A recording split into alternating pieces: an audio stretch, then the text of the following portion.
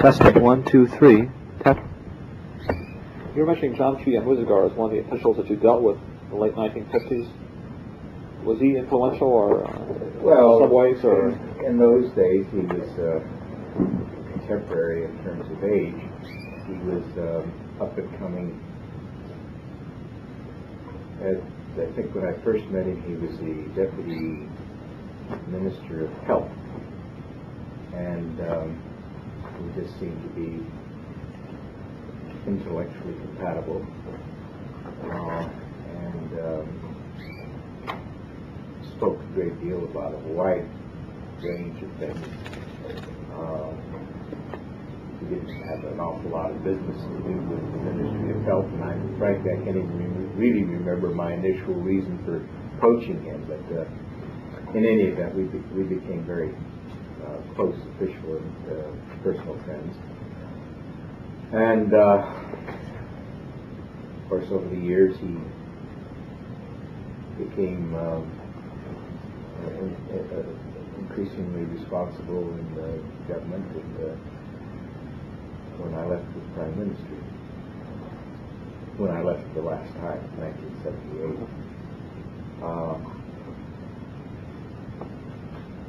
Some of the other young technocrats that I met in the plant organization also became very close friends, personal friends.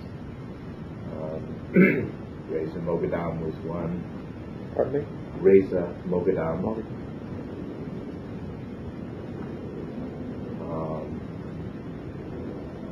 Khorramyan, of course. Siru Sami.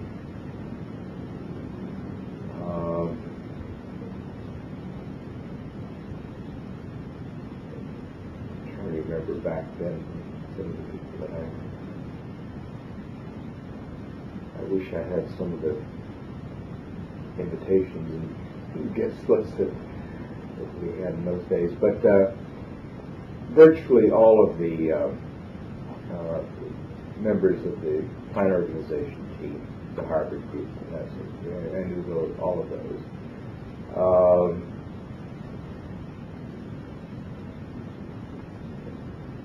There was a rare occasion, because of my level, that I would meet or have occasion to discuss anything with ministers,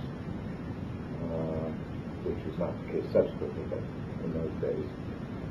But one thing that I found of enormous benefit to me when I returned as the Deputy Chief Commissioner in 1974 was that many of the friends that I had made back in the late 50s had continued on into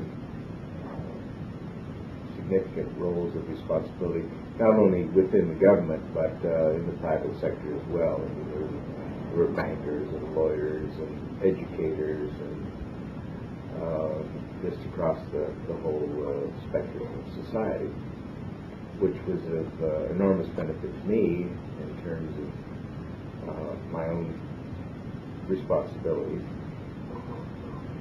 And I felt basically like I was coming back home in a certain sense. In other words, I didn't have to start from ground zero and gradually build acquaintances or confidences or anything else. And it got to the point where we would not infrequently find ourselves in unofficial but social gatherings where we were the only outsiders, and the Iranians accepted us just like another Iranian who was so well known, and vice versa, which was very comforting.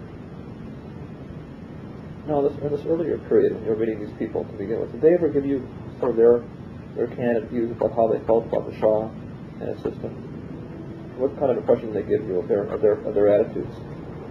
Oh, I would get some really quite frank discussions of the Shah and or government in general, even though in many cases they were part of the government. of the society, of the culture, of the way things were going. These were, once you gain the confidence, which I was lucky enough to do, they could be quite open. You have to understand the Iranian psychic and personality, and know that there are just certain things that you can talk about and other things you can't at a certain stage in your relationship. And it evolves. But back to your original question, yeah, there was criticism of the Shah, of his policies, of him personally, of the people around him.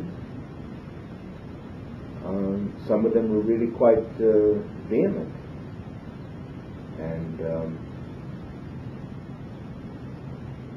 some felt, that really this was not the wave of the future.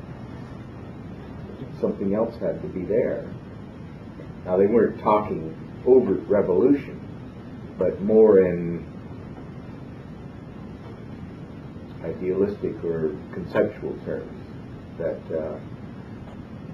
if we're going to modernize and progress, we've got to have a different system than we've got right now. Too much power is centered in one man, and on and on. But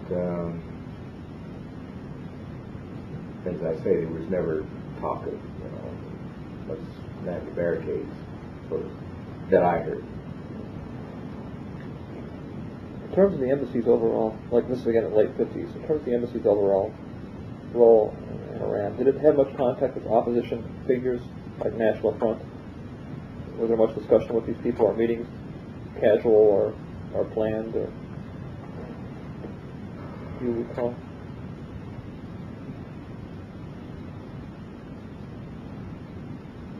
Well, much is a difficult. Yeah, or maybe any.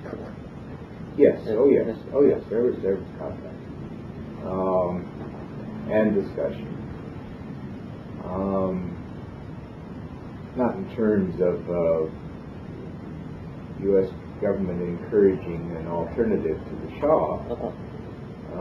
It was more in terms of being informed about what was going on and what people were thinking and what their attitudes were and where their loyalties were, and that sort of thing. And it wasn't just the National Front. There were a variety of other peoples and little movements, philosophies. The one area that I would have to say we never really had much contact with was the religious side of life. And I suspect, even to this very day, that it probably would have been literally impossible to achieve this kind of rapport or understanding that we achieve with other factions in society.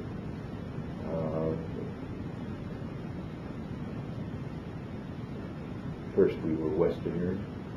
We had different outlook, different philosophy, different language, different almost everything. And while I think we would have been pleased if this could have developed, it, I think, was evident to almost anybody that thought about it, unless we were an Islamic scholar where we had something really in common to discuss, and we were not Islamic scholars, representatives of the United States government. So that there wasn't any real grounds for discussion or contact.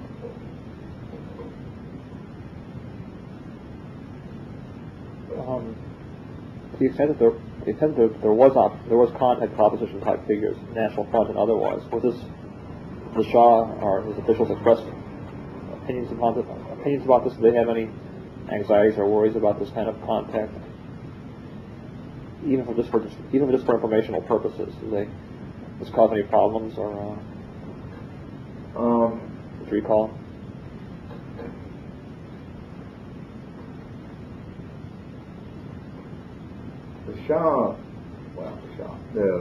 His government, or members of his government,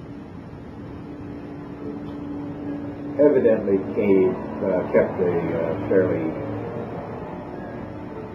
close watch on certainly some of the more prominent members of the opposition, and became aware in one way or another of contacts that they might have with non-Iranians, including members of the embassy.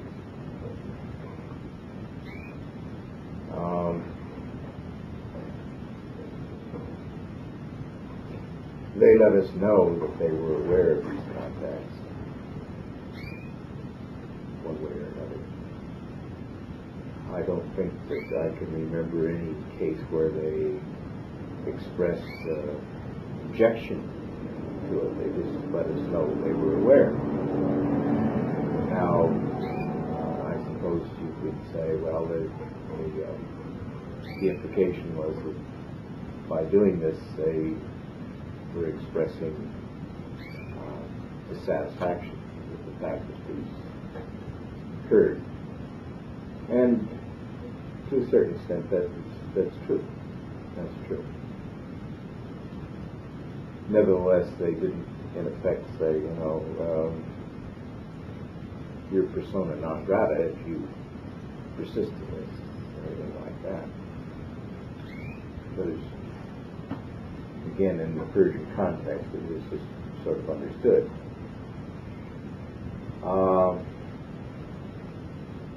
You also had the other side of the coin, where I assume, and I have no direct evidence of this, but I assume that those people were also made aware of the fact that it was known that they had contacts with, among other people, representatives of the American government, the American embassy, and it might have been more explicit as far as they were concerned that this was not something to be encouraged. Now, as I say, I have no direct evidence of this, but I don't think it's a misplaced assumption. No, the people in the embassy were making comments. They're mostly political officers, basically, the political section of the embassy. Well, or is it more broader than that? It was broader than that. USIA had a lot of contacts with the academic community and the students and so forth, where you found a lot of dissidents. Our economic people had contact with business people and so forth, some of whom were not enamored with the way things were. Political section, again, politicians, opposition, active or semi-active opposition, and contacts with them, and they articulated their views, which were not necessarily in accordance with the regime. So there was a fairly broad spectrum of contacts in various parts of the society. It was not limited just government to government or anything like that. I mean, our presence was so massive.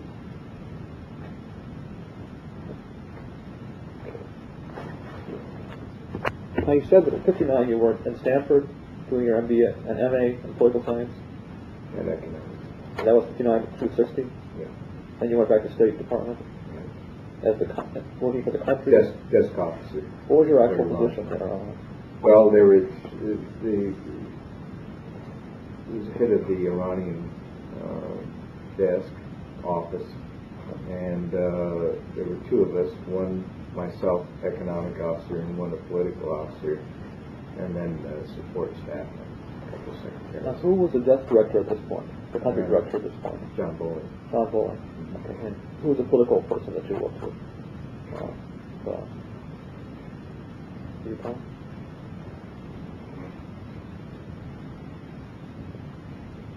It's terrible. Maybe it might come up later on or something. Yeah, I honestly can't remember offhand. John so dominated the political side of things, and he was very knowledgeable, as I mentioned earlier. I honestly can't remember he was doing political. Was Bowling at the embassy in the late 50s also? Before John and I were together we were there at the same time. What was his position in the embassy at that time? He was first secretary. The first secretary? In the political section. Oh, okay. Then he went to the country desk. Right. 61 or 60? John was there when I got there, so he must have come there in 60, early 60. Okay. So you mostly monitored economic affairs when you were working for these 3 years, I guess, for 63? Right. Now, one development early in the Canadian administration, only under Kennedy, was the formation of a task force on Iran. Were you involved in that, in the task force? Yes. Do you recall what precipitated its formation? What led Kennedy and Rusk and so forth to decide to set this up and have it do a review of policy?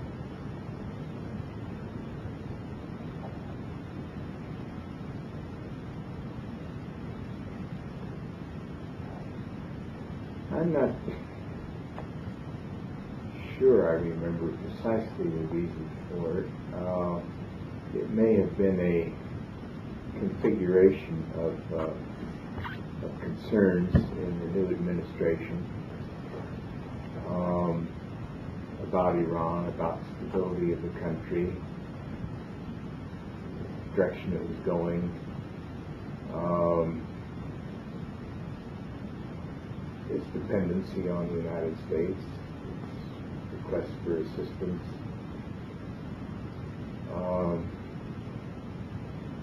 And I suppose a perception among some members of the new administration that things indeed were going to pot, and that something had to be done to retrieve the situation. Maybe even that was the basic reason. What factors entered into that perception, I'm not really sure, but I think that it was fairly clear that there was that perception in the White House. In any event, there was this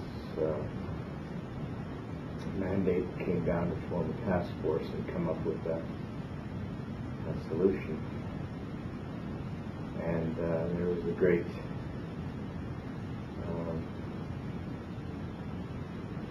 first, because it was a new administration, everybody wanted to get into the act. So there were people from the Department of Agriculture and Treasury, and I don't know, it was the most ridiculous. Everybody had to get in. So you call a task force meeting and you get in 60, 70 people, to try and hammer out the meaningful and hopefully effective policy toward Iran.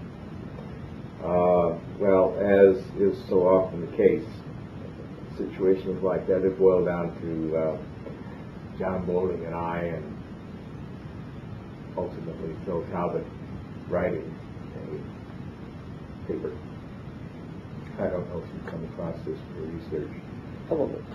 But there was a paper produced, which was then passed on to the White House and National Security funding, if I remember correctly. I think I do. Which was then, okay, this is going to be our policy toward Iran.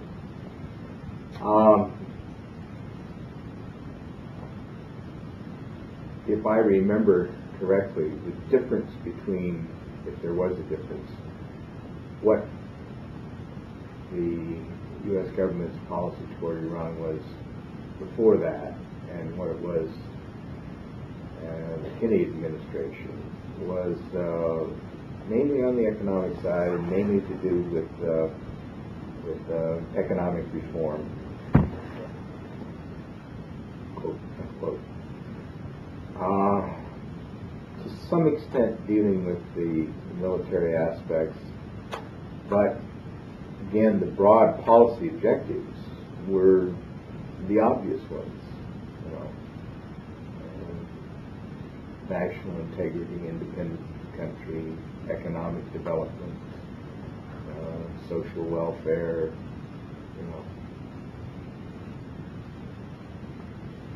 flag and mom and apple pie. Well, so the thrust of the approach taken by the task force to uphold those kinds of objectives. The thrust of any administration toward any country. Yeah. Not unique to Iran. But as you said a minute ago, there was some interest in economic reform. More emphasis, shall I say, on that aspect of it. A more hard-nosed, if you will, attitude toward, now look, you've really got to get down to cases here and do something about corruption, endemic corruption, about the bureaucracy, about budgeting your resources, about establishing priorities, etc. The land reform, Beg your pardon? the land reform a major part of that thrust, or no?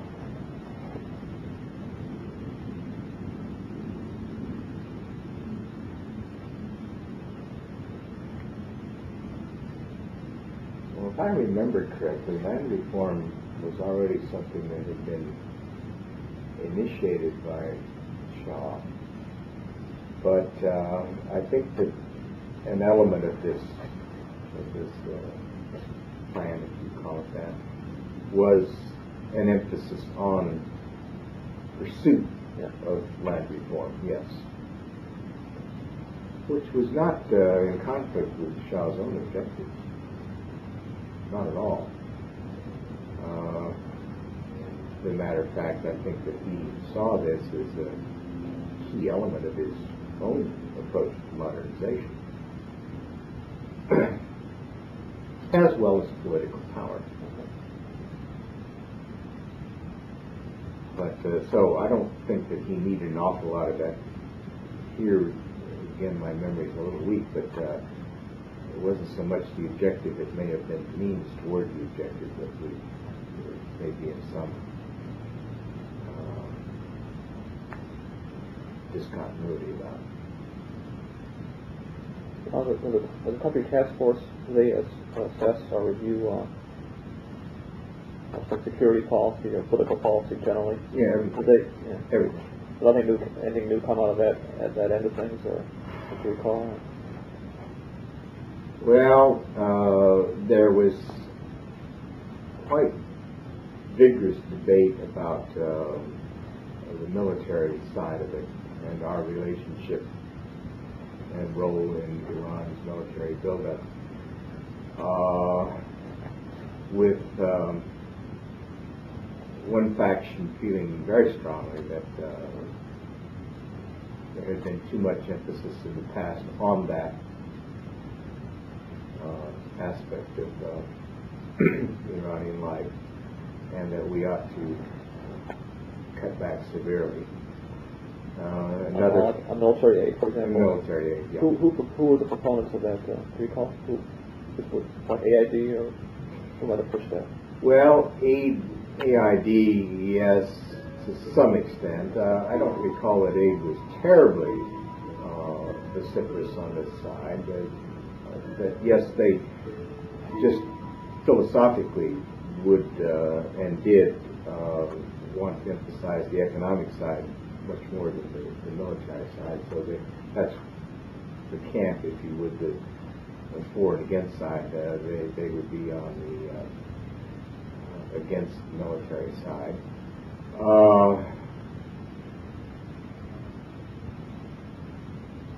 Ken Hansen, who was with the Harvard group, as I mentioned earlier, and I guess through Dean Mason or somebody. Anyhow, Ken ended up as in the new administration. Came back, I should say, came back, joined the new administration as the Deputy Secretary of the Treasury for International Affairs. And he had a very strong bias towards the plan organization against the military. So he was a strong voice in that. Bob Comer, not too many years ago, was Deputy Secretary of the Defense Policy Planning or something. I'm not sure exactly the title, but a very high position, Defense Department. Anyhow, Bob was in the White House on the NSC in those days. And he was a very vigorous opponent of military assistance and State Department in general. So those were some of the key players on the one side of the question. In terms of the task force recommendations, did they talk about make a special emphasis on political reform, pushing the Shah to take a more restrained approach towards his power, or pushing towards a more constitutional role for the Shah? Was there a discussion of that end of things? Certainly there was some discussion of it in the paper. And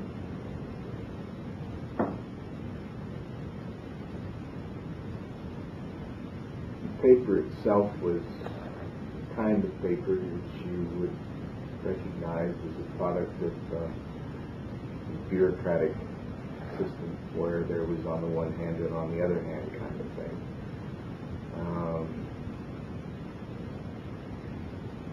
I honestly can't recall what specific recommendation was made in that area. I'm certain there was something that was said, and it had to be in the direction of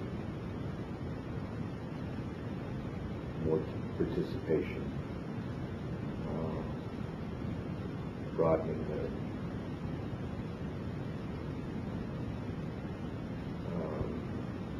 access to the political system, etc. But I think more importantly, the question is whether these recommendations, and again I don't remember the precise specifics of it, were acted on. Now, or even accepted by the White House. Generally, there was, as I remember, dissatisfaction in the White House with the recommendations, and there was a fair amount of debate back and forth. Between Bundy and the State Department, for example? Between State and the NSC, and Bundy, yes, but just the NSC and Bob and Ken and so forth.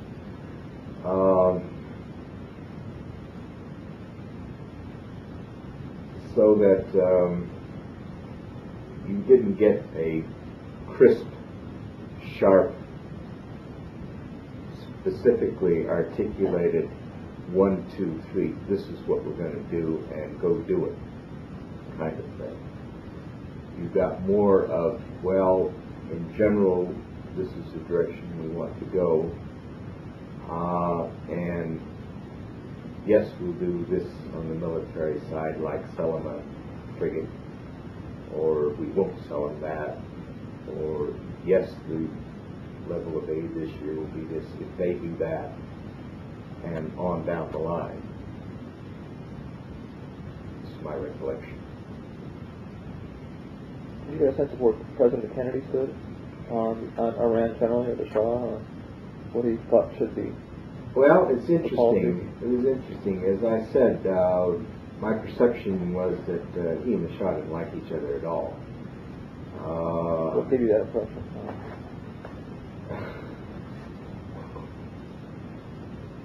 various comments that I've heard, various sources, including, I think, a public comment, at least one that became known as we call him a tin pot dictator.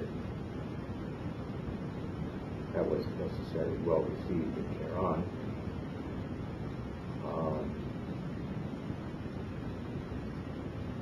Apparently the personal animosity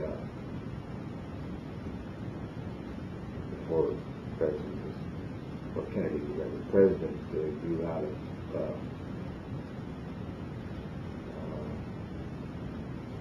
some kind of macho lady conflict. I say apparently, I have no direct knowledge of this. It was alleged. It was a story. In any event, you've got a very strong sense one way or another in the White House that there was no great love affair. But I must say this for Jack Kennedy, that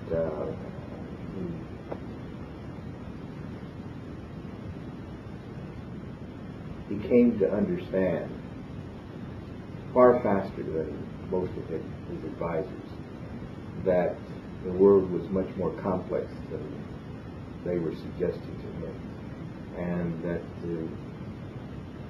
things were much more difficult, and solutions were much harder to find than might have appeared to be the case. And I was gratified at one stage in my life and service in government that I think it was a speech he made in Seattle or something like that, where he said publicly, in effect, let's face it, American citizens, we don't have all the answers.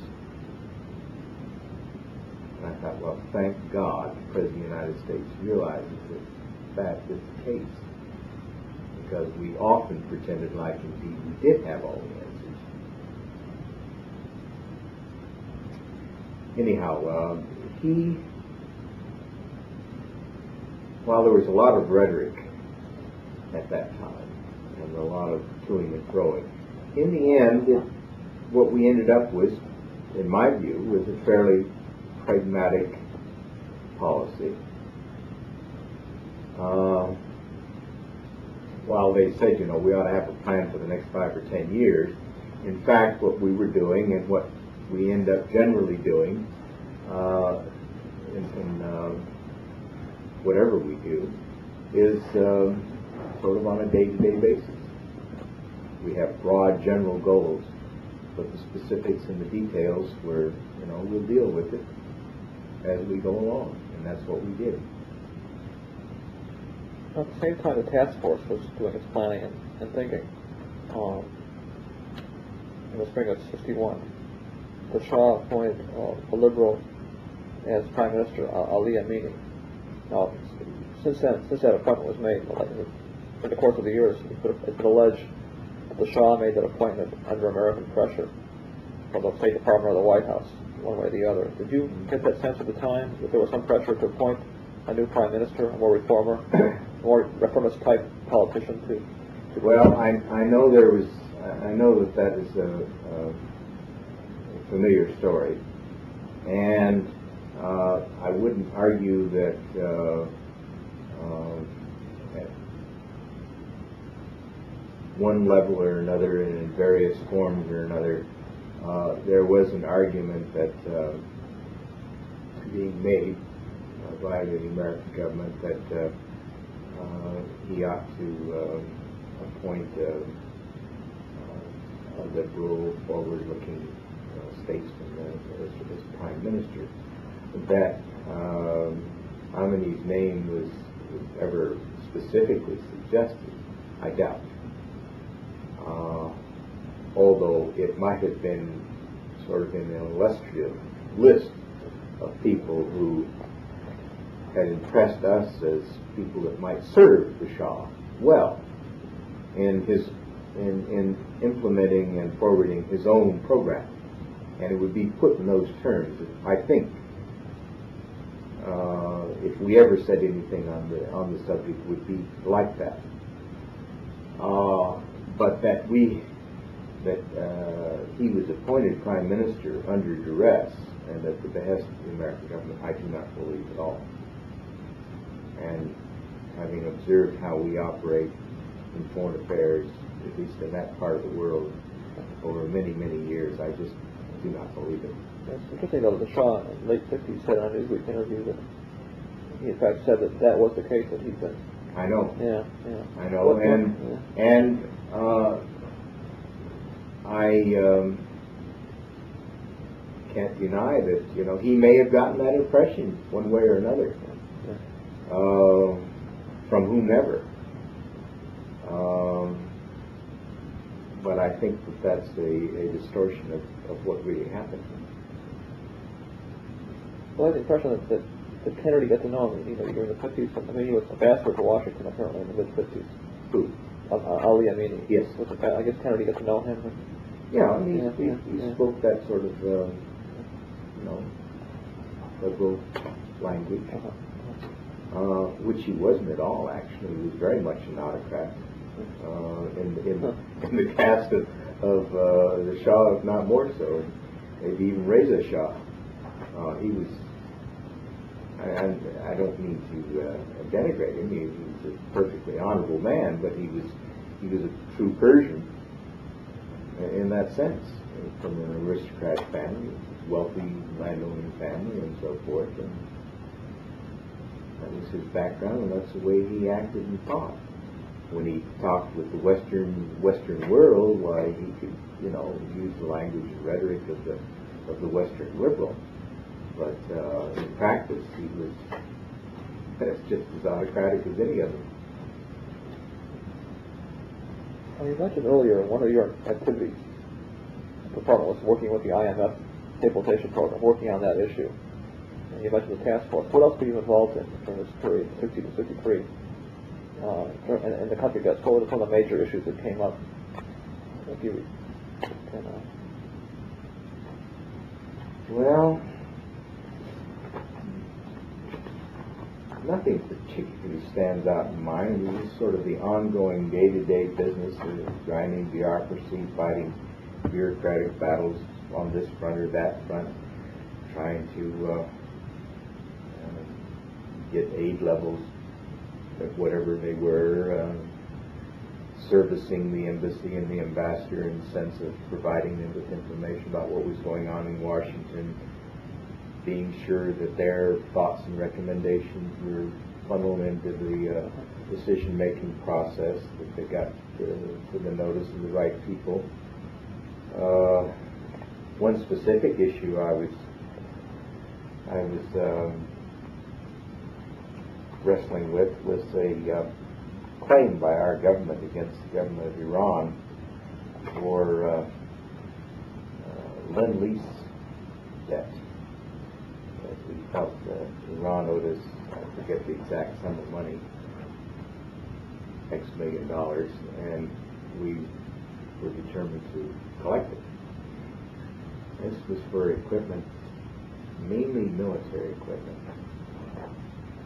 that we had, it was left over, basically left over in Iran after World War II, and we given to Iran, but we put a price tag on it, which was sort of in effect, we said, well, this is a loan, and it's time for you to repay this loan, the value of this equipment. Well, I really don't want to bore you because it is in a way boring, but all of the ramifications of this and how it impacted on our aid program, and should we take it out of the aid, and dealing with the Iranians on this and saying, pay up your bill, and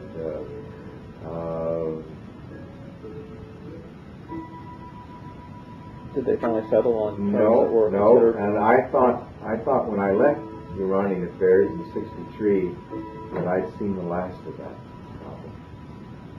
Not true.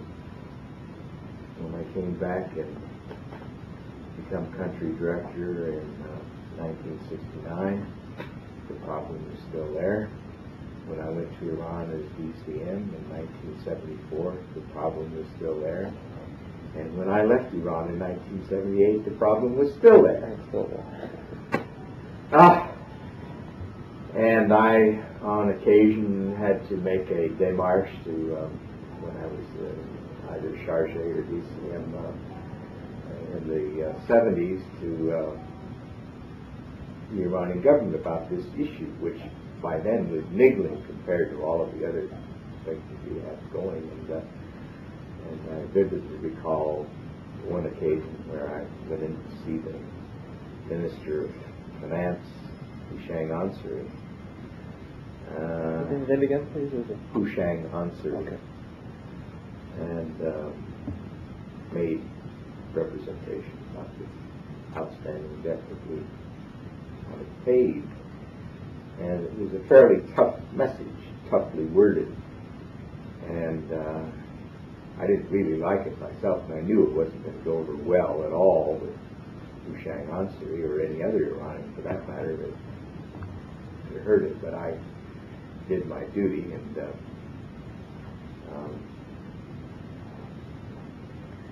Hushang was also a good friend of mine, but we were dealing as official, and he rather coldly told me, well, he'd heard my message. They did not accept our basic premise, and that nevertheless they would study the matter. So they did. Well, one issue that came up in '62, apparently, I think, if I recall, was there was a new approach taken to the military aid. I think whereby the U.S. would tie military assistance and economic aid generally, I think, to efforts by the Shah to cut back on the size of his army, to keep it to a certain level, like 100,000 men. Do you recall? Were you involved in formulating that approach or implementing it in one way or the other?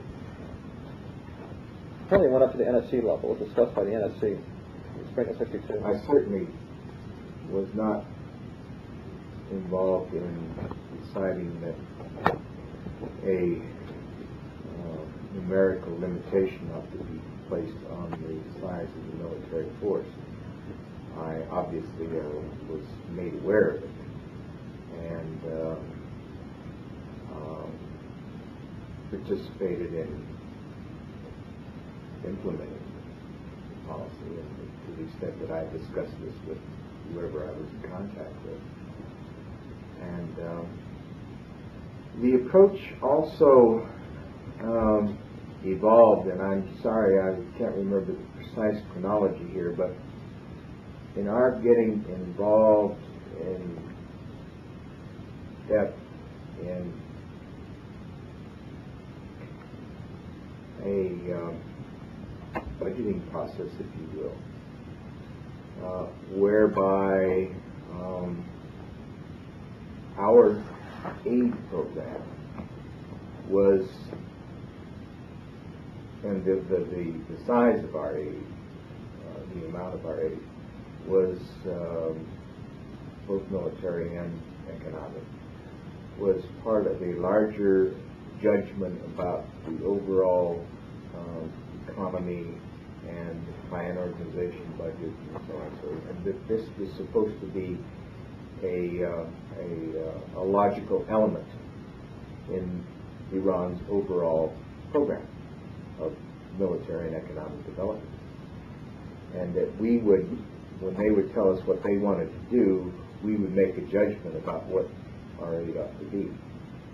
And this held true to a greater or lesser extent until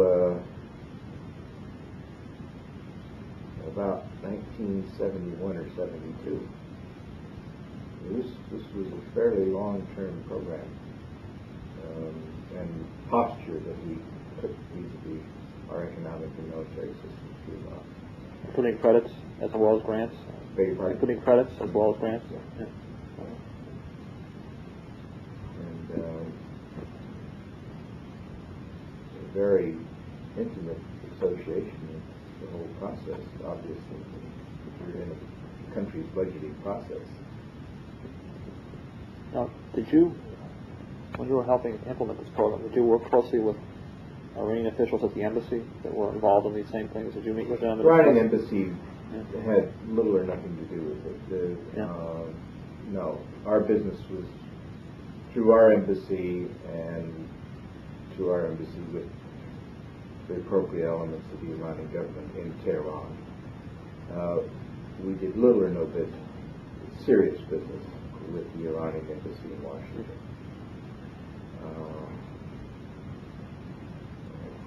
There were one or two people I vaguely remember that really were in a position to do any business for that matter. Ardashir Zahavi, son-in-law of the Shah, was ambassador then, as he was subsequently. In the early 60s? In the early 60s? In the early 60s. And then he came back later on? And he came back later on. He was ambassador twice. Foreign minister, and then came back as ambassador. And I discussed some business with Ardashir, but really not very much. The really, really serious business was not with the embassy in Washington. It was through our embassy in Tehran. Now, in terms of, you're saying there's a very close U.S. scrutiny of any expenditures on military equipment and so forth under this program. How did the Shah